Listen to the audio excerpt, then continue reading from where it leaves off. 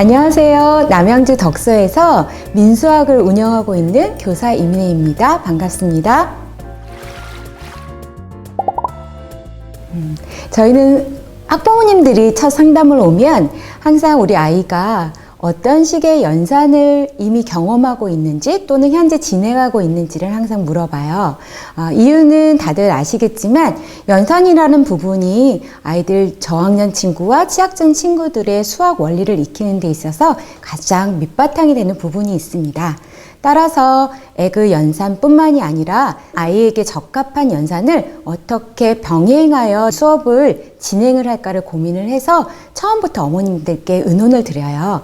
그 중에서 특히 에그 연산은 아이들이 사고력 수학 수업을 하는 친구라던가 아니면 플레이팩트와 같이 아이들이 체험으로 원리를 익히는 학습에 굉장히 유용하게 이용이 되고 있어요. 따라서 저희는 주 교재와 함께 병행되어 사용하고 있습니다. 보통 아이들에게 주어지는 할애되는 시간은 10분 이내로 제한이 되고요. 원에서의 주 목표는 많은 문제를 푸는 거에 목표를 두지 않고 한 가지 문제를 해결하더라도 아이들이 문제 접근을 어떻게 할지에 대해서 질문형으로 수업을 해서 아이들이 한 문제를 충실하게 풀고 가도록 지도를 해요. 그렇게 되면 사실 원에서 푸는 문제 수가 많지 않더라도 집에서 같은 방법으로 문제를 접하고 어떤 방법으로 해결해야 할지 생각을 해보는 연습들을 아이들이 충분히 연습하게 되거든요. 이렇게 생각할 수 있는 수학으로 연습용으로 병행하고 있습니다. 보통 진도는 각 권의 하루에 한쪽 내지는 두 쪽 정도 아이들마다 각자 특성에 맞춰서 과제가 나가는데요. 선생님들이나 어머님들께서 지도에 보신 거와 같이 아이들마다 일률적으로 적용될 수는 없다고 생각해요. 아이의 특성에 맞게 함께 조율하고 약속하는 것이 가장 중요하다고 생각합니다. 평균적으로는 2, 3개월에 한 권 정도 푸는 것으로 생각하면 되겠습니다. 보통 이제 저희 교사들 교재를 선택할 때 목적에 맞게 분류를 하는데요. 어떤 교재들은 아이들이 정말 만만해서 내가 쉽게 나 혼자의 힘으로도 풀 수 있다라는 문제집이 있는 반면 뭔가 도전의식을 가지고 좀 더 진중하게 풀어야 되는 문제집이 필요하다고 생각이 들어요. 그래서 에그는 실질적으로 후자의 경험이 더 많다라고 생각이 드는데요.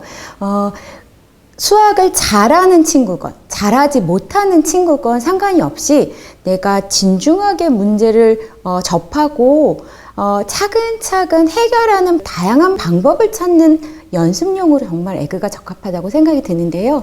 그래서 처음에는 정말 학습 인지 능력이 안 좋은 친구들에게 이 교재를 한번 써본 적이 있어요. 사실 모험이었고 그리고 이 아이가 힘들면 어쩌지라는 교사가 이미 선입견을 가지고 한번 시도해봤던 경험들이 있는데요. 의외로 아이들은 난이도가 어렵고 난이도가 쉬운 부분이 아니라 아이들을 대하는 상대방, 교육의 주체자가 얼마나 여유를 가지고 아이를 만나고 이끌어주는가가 가장 큰 부분이더라고요. 그래서 그 친구는 정말 학습이 좀 어렵게 해서 쉬운 부분부터 시작했던 친구인데요. 수업을 진행하면서 점차 그 에그의 한 문제 한 문제의 진중함을 보였을 때 에그의 힘이 바로 이거구나라는 것을 많이 느꼈습니다. 사실 에그는 아이들이 쉽게 반복적인 연습을 통해서 연산을 완성할 수 있는 교재는 아니라고 생각이 들어요.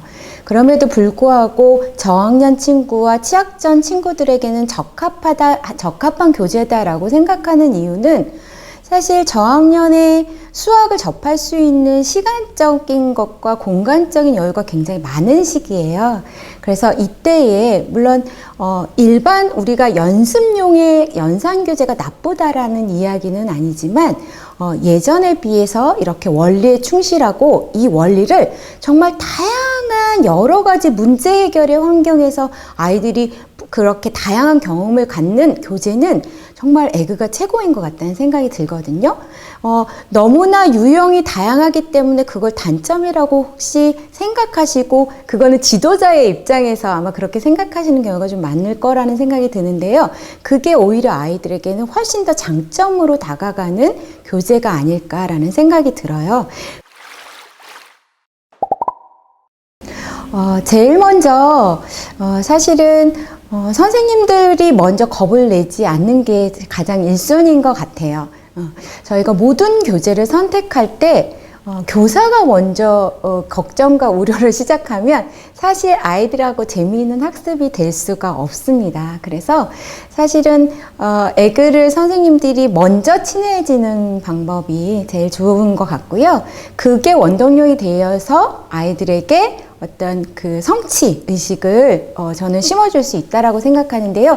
사실 제가 사용하는 방법은 여타 다른 선생님들이 하는 방법과 다르지 않습니다.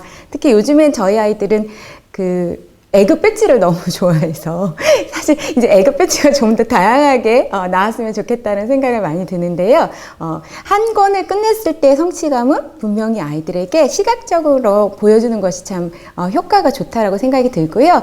근데 에그가 이제 문제수가 많다 보니까 그 단계를 넘어가는 것이 조금 힘들어서 그럴 경우에는 예쁜 스티커들을 많이 모아요. 그래서 페이지 하나 넘어갈 때마다 하나씩 붙여줍니다. 그러면 여자 친구들 뿐만이 아니라 남자친구도 굉장히 즐거워하고 내가 이 정도의 어떤 성취력을 보였다는 것을 시각적으로 좀 확인해 줄 수 있는 방법인 것 같아요. 원에서는 선생님들께서 그것에 맞춰서 아이들을 잘 이끌어 주시겠지만 집에서는 아마 어머님들이 조금 더 신경 써야 하는 부분이 있을 거예요. 약간 태도적인 부분과 내용적인 부분이 좀 다를 거라고 생각이 드는데요. 태도적인 부분은 일단은 1순위는 모든 선생님들이 꼽겠지만 일단은 욕심을 버려라입니다. 그건 저도 마찬가지고요.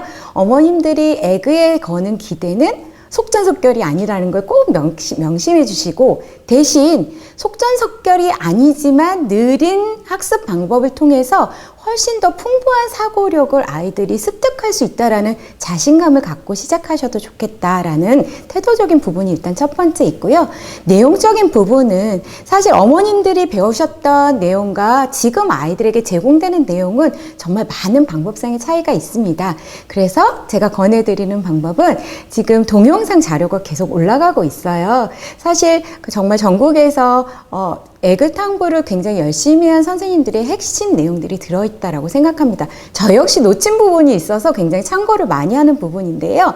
실제로 그 내용을 어머님들이 먼저 한번 보시거나 아니면 직접 아이들에게 제공해 주어도 저는 충분할 수 있다라고 생각합니다. 자, 그렇게 진행이 되었을 때 어머님들이 100% 이 아이가 정답을 맞추지 못해 라고 판단이 드셨다면 그것은 그거대로 인정을 해주시면 될 것 같아요. 왜냐하면 원에서 그걸 연결해서 선생님들이 남은 몇 퍼센트 것들을 다 채워주시리라고 저는 생각이 들기 때문에 그리고 나머지 몇 퍼센트는 회를 거듭하고 권수를 거듭하면서 아이들 스스로 채우는 부분들이 정말 큰 교재다라는 것을 말씀드리고 싶습니다. 그래서 이 두 가지만 아마 명심하시면 집에서도 가정에서도 되게 즐겁게 에그 수업을 진행하실 수 있지 않을까 생각합니다.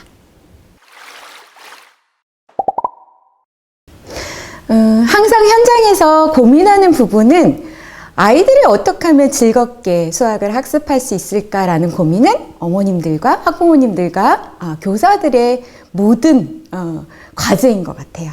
그랬을 때 이 에그 아니면 안 돼 라는 말씀을 드릴 수는 없지만 우리 저학년 친구와 그리고 취약장 친구들에게 좀 더 새로운 방향의 연산을 학습하고 수학의 사고력을 풍부하기 위해서는 정말 아낌이 없는 교재가 될 수 있다고 생각합니다. 저도 좀 더 탐구를 통해서 아이들에게 재미있는 수업으로 다가가도록 노력할 테니 많은 전국에 계신 선생님들이나 학부모님들도 그런 좋은 이익을 아이들과 함께 나누시길 바랄게요. 지금까지 민수학 이민혜였습니다. 감사합니다.